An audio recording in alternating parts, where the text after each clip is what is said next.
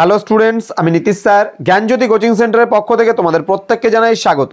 তো স্টুডেন্টস, আজকে আমি তোমাদের সঙ্গে আলোচনা করব MDC 1 জেন্ডার স্টাডিজ সাজেশন 2023।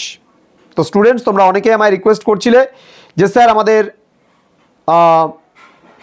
যে জেন্ডার স্টাডিজ রয়েছে সেই জেন্ডার স্টাডিজটা একটু তাড়াতাড়ি সাজেশনটা করে দিলে খুব ভালো হতো।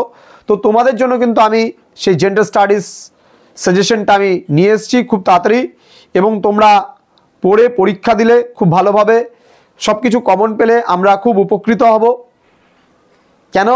আমাদের কষ্টটা সার্থকে লাগবে, এবং তোমরাও আমাদের সেন্টারের ব্যাপারে বলবে, ফ্রেন্ড সার্কেলকে অবশ্যই বলবে, যাতে তারা প্রত্যেকে মানে আমাদের এটা ফলো করতে পারে, আমাদের ক্লাসগুলো দেখতে পারে, ভিডিওগুলো বন্ধুদের সঙ্গে শেয়ার করো। যারা এখনো পর্যন্ত আমাদের চ্যানেলটিকে সাবস্ক্রাইব করনি তারা অবশ্যই চ্যানেলটিকে সাবস্ক্রাইব করে পাশে থাকা বেল আইকন অল প্রেস করে দাও, যাতে নেক্সট টাইম থেকে কোনো ভিডিও আপলোড করলে তার নোটিফিকেশন সবার আগে তোমার কাছে পৌঁছে যেতে পারে।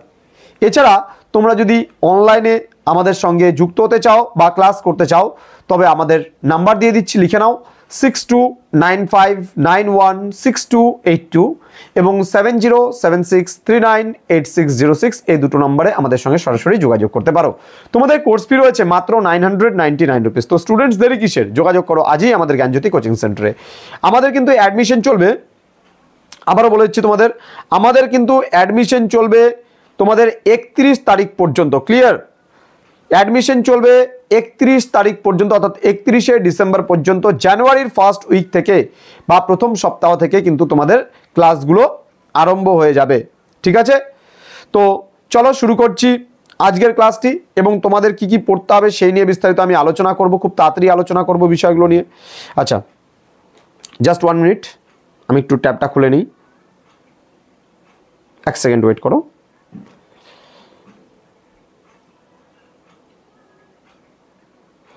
হ্যাঁ, তো জেন্ডার স্টাডিজের তোমাদের সোশ্যোলজি মেজর বা তোমাদের সোশ্যোলজি মাইনর যাদের ছিল, যেই কোশ্চেন প্যাটার্নে পরীক্ষা হয়েছিল 60 মার্কসের কিন্তু সেম কোশ্চেন প্যাটার্নে কিন্তু পরীক্ষাটা হবে। ঠিক আছে? সেম কোশ্চেন প্যাটার্নে পরীক্ষাটা হবে, তো এটা মাথায় রাখবে। আর তোমাদের আপাতত আমি একটা 3 আর 2 নম্বরের মতন করে দিচ্ছি একটা পার্ট। ঠিক আছে? জাস্ট ওয়েট, আমি ল্যাপটপটা একটু নিয়ে নিচ্ছি, কারণ একটু ইন্টারনেটের সমস্যা থাকার কারণে আমি ওখান থেকে খুলতে পারছি না। একটু জাস্ট ওয়েট করো তোমরা।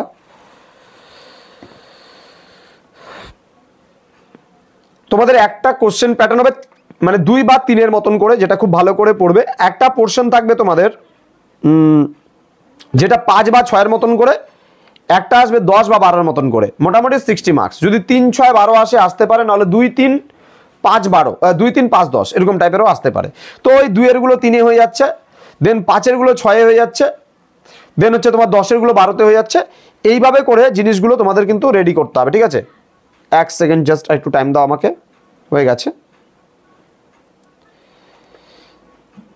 টেকনিক্যাল প্রবলেমের জন্য জাস্ট এটা হলো। হ্যাঁ, ওকে, চলো।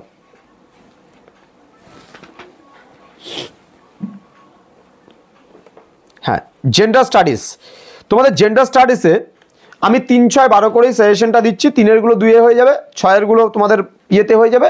তো প্রথমত 3 এর জন্য বা 2 এর জন্য যেগুলো পড়বে, লিঙ্গ এবং সমাজের সংজ্ঞা দাও, দেন সামাজিকীকরণ বলতে কি বোঝো, দেন লিঙ্গ স্টেরিওটাইপিং কি, মানে স্টেরিওটাইপিং কি, দেন পাঠ্য বইয়ে লিঙ্গ পক্ষপাতিত্ব বলতে কি বোঝো, ব্যক্তিত্বের লিঙ্গ সম্পর্কিত বৈশিষ্ট্যগুলি উল্লেখ করো। দেন বলছে গার্ল ফ্রেন্ডলি স্কুল, যেটা বালিকা বান্ধব বিদ্যালয় বলে আমরা জানি, সেটা। ট্রান্সজেন্ডার বলতে কি বোঝো, ট্রান্সজেন্ডার। দেন বলছে সহশিক্ষা প্রতিষ্ঠানে মেয়েদের যে কোনো 3টি সমস্যা, স্কুলে যৌন হয়রানি বলতে কি বোঝো।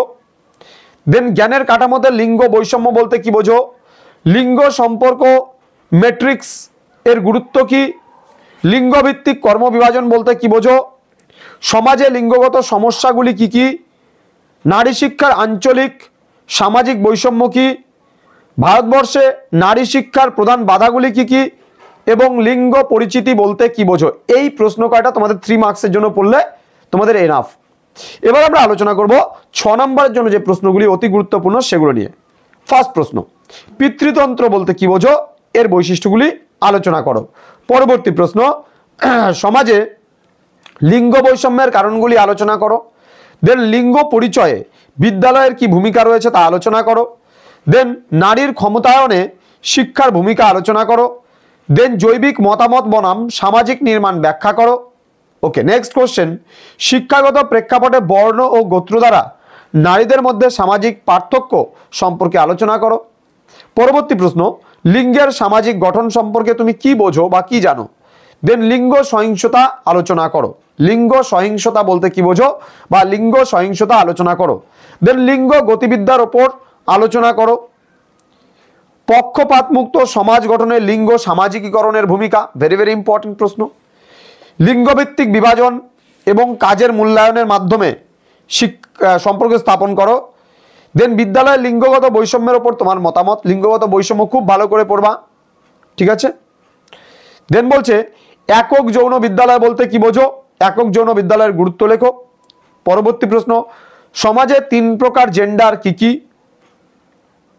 একজন মানুষের লিঙ্গ পরিচয় গড়ে তোলার ভিত্তিগুলি কি কি তা আলোচনা করো।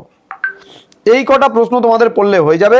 এবার আমরা দেব 12 কিছু প্রশ্ন, যেগুলো 12 10-এর মতন করে তোমরা পড়তে পারবে, খুবই গুরুত্বপূর্ণ। হ্যাঁ, লিঙ্গ বৈষম্য কি, আপনি কিভাবে স্কুল এবং শিক্ষা ব্যবস্থায় লিঙ্গ পক্ষপাত সমান করবেন, সহশিক্ষা প্রতিষ্ঠানে মেয়েদের সমস্যা কি, তার প্রতিকারমূলক ব্যবস্থা মানে কর্মস্থলে যৌন হয়রানির কথাও বলতে পারো।